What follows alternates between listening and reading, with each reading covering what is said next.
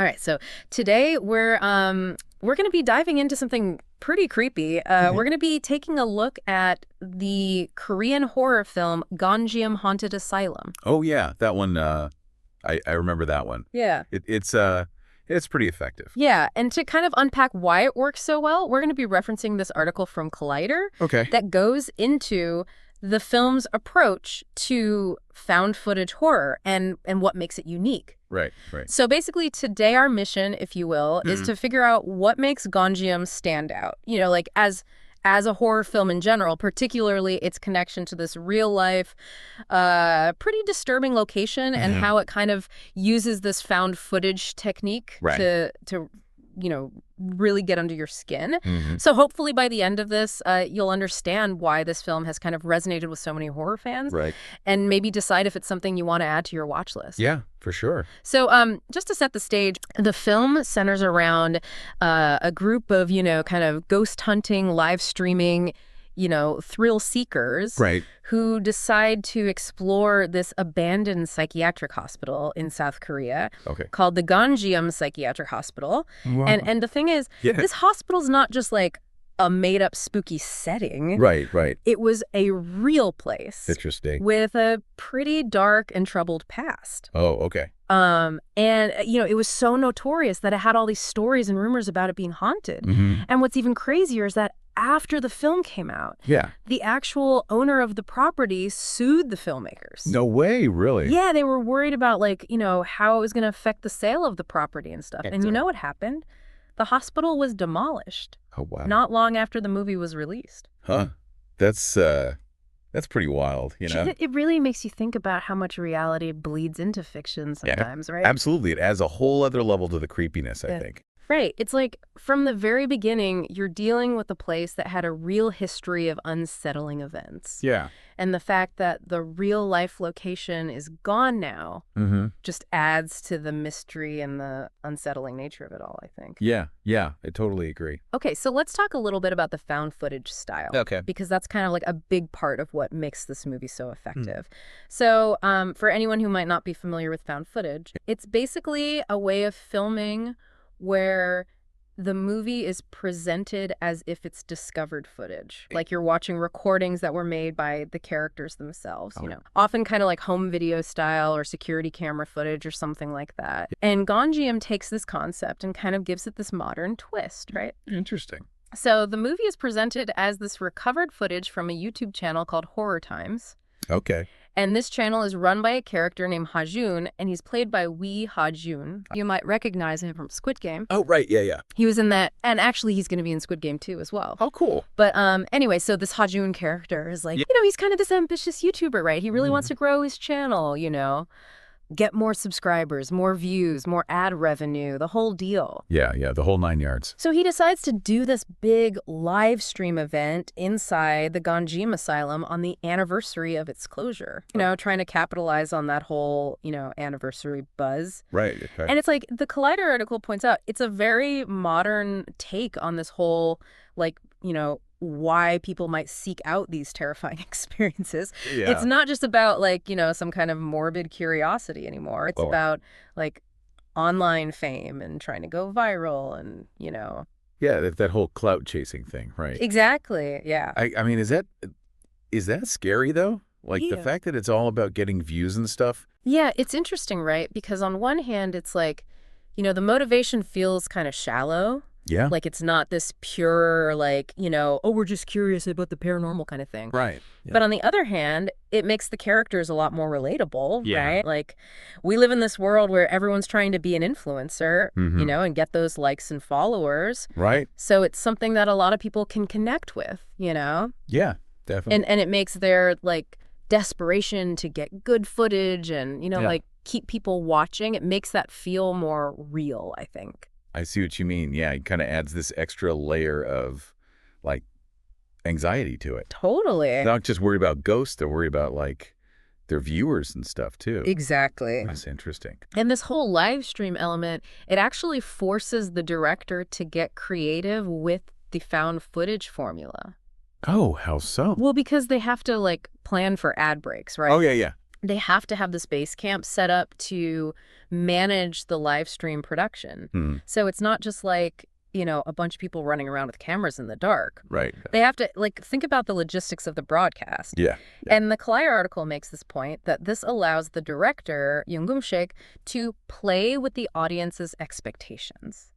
You think you're just watching this typical found footage horror. Right. But then, you get these interruptions with the ad breaks. Yeah. Or you see them interacting with the people back at the base camp. Right. And it just adds this layer of unpredictability. Yeah, that makes sense. It's not just about the scares themselves. It's also about how the film plays with the format. Yeah, it sounds like he's really pushing the boundaries of what found footage can be. Yeah, exactly. That's really cool. So we have this, modern premise with the live streaming, Mhm. but the movie also spends a lot of time on the characters, which is, I think, another thing that makes it really effective.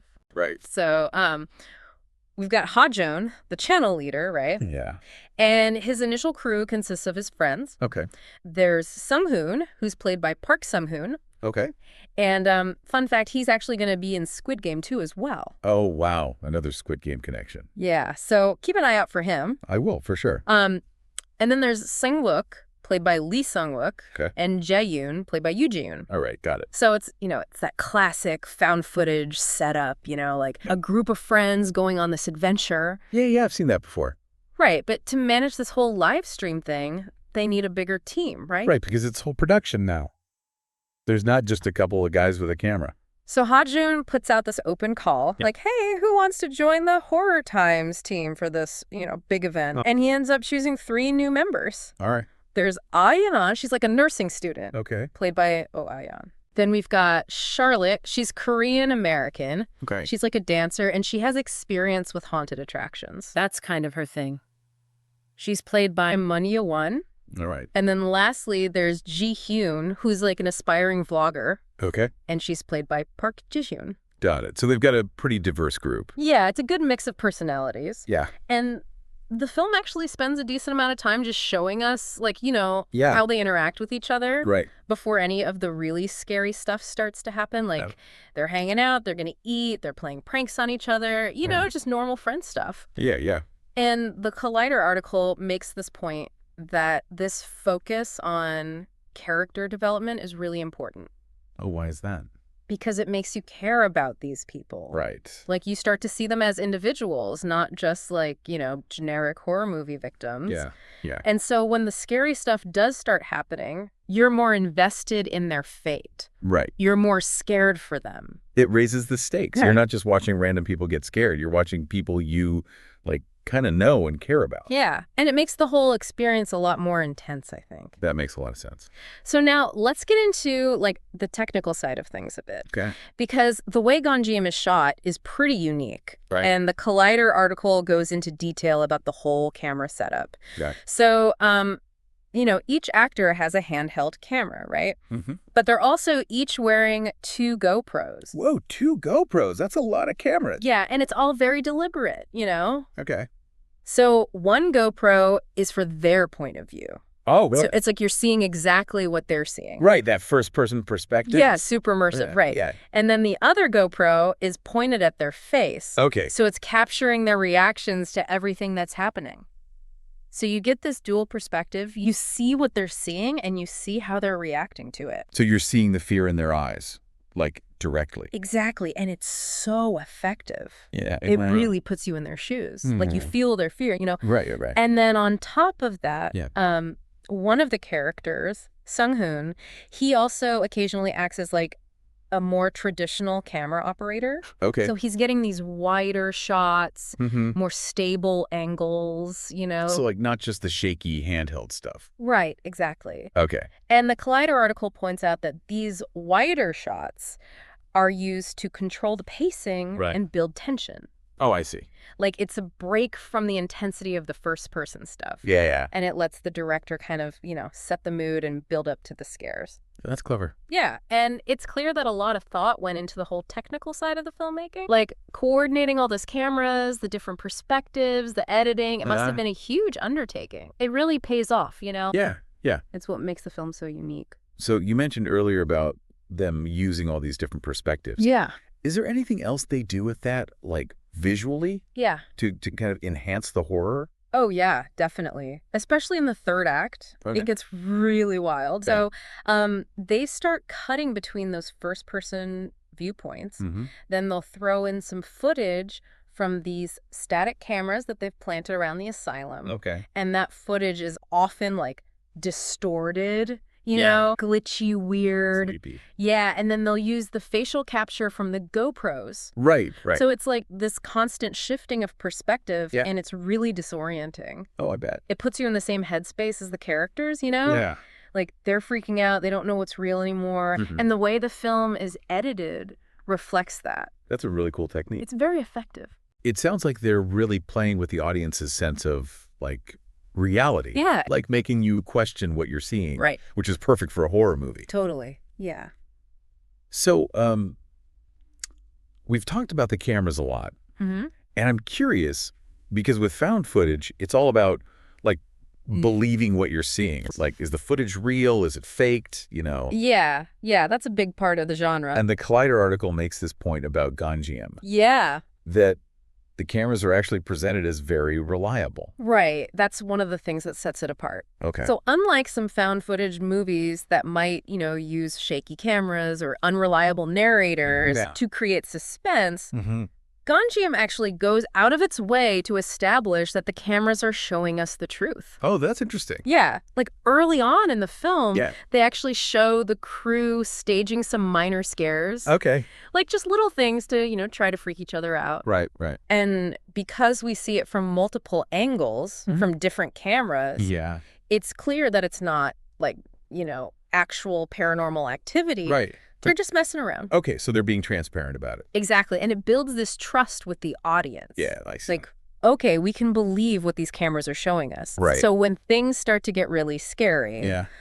there's no doubt in your mind that something is actually happening. That's a really smart move. Yeah, it's very effective. Because it takes away that, like, layer of doubt. Totally. Like, you can't just dismiss it as, oh, they're probably just faking it for the camera. Right. You're forced to confront the horror head on. Which makes it all the more terrifying. Yeah, exactly. So is it all, like, jump scares and stuff? Or is there more to it than that? Oh, there's definitely more to it. Okay. The film does a really good job of blending psychological horror with, like, tangible supernatural events. Interesting. So yeah, you see the characters having these mental breakdowns, like the stress and fear is really getting to them. Right. But then you also have these undeniable supernatural occurrences Okay. that are caught on camera. So it's not just in their heads. Right. It's not just a descent into madness, Yeah, yeah. There's something else going on. Something external. Exactly. So, like, what kind of things are we talking about here? Well, the Collider article gives some pretty vivid examples. Okay. Like,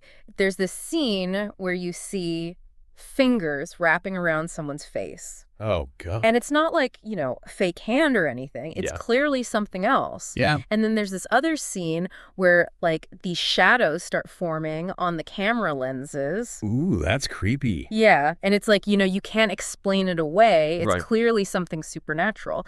And then maybe the creepiest one, there's this shot from an abandoned camera Okay. that captures this figure levitating by their feet. Oh, wow. Yeah. It's like just a quick glimpse, Yeah. but it's so unsettling. Yeah, I bet. And it's all done with practical effects, you know? Right. Which makes it even more disturbing. Yeah, it feels more real. Exactly. It's not some, like, polished CGI thing. Right. It's raw and it's real. It's unsettling. Yeah. So what's the overall consensus on this film? Like, Yeah. how's it been received? Well, the Collider article definitely considers it to be like Oh. a standout in the found footage genre. Mhm. Like, they say it's one of the best examples of found footage horror out there. Oh, wow. High praise. Yeah, and they emphasize that the scares are so effective because the film really commits to the found footage concept. Right. It's not relying on like cheap jump scares or anything like that. Yeah. It's about building this atmosphere of dread and tension Mhm. and then using the limitations of the found footage style to its advantage. That's cool. And the whole thing with the reliable cameras Yeah. and the time spent on character development and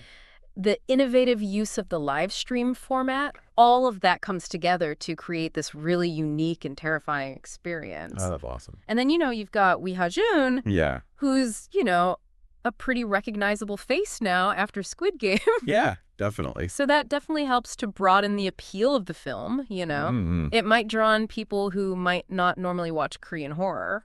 Right, right. So yeah, overall, Gonjiam Haunted Asylum is a really interesting film. Yeah. It takes this familiar genre Mm-hmm. and finds new ways to make it scary. Right. And it's all rooted in this real, unsettling history, Yeah. which just adds another layer to the whole experience. Absolutely. So I guess the question for you is, Yeah. thinking about everything we've talked about today, Mhm. what does this film say about like our fascination with technology and horror?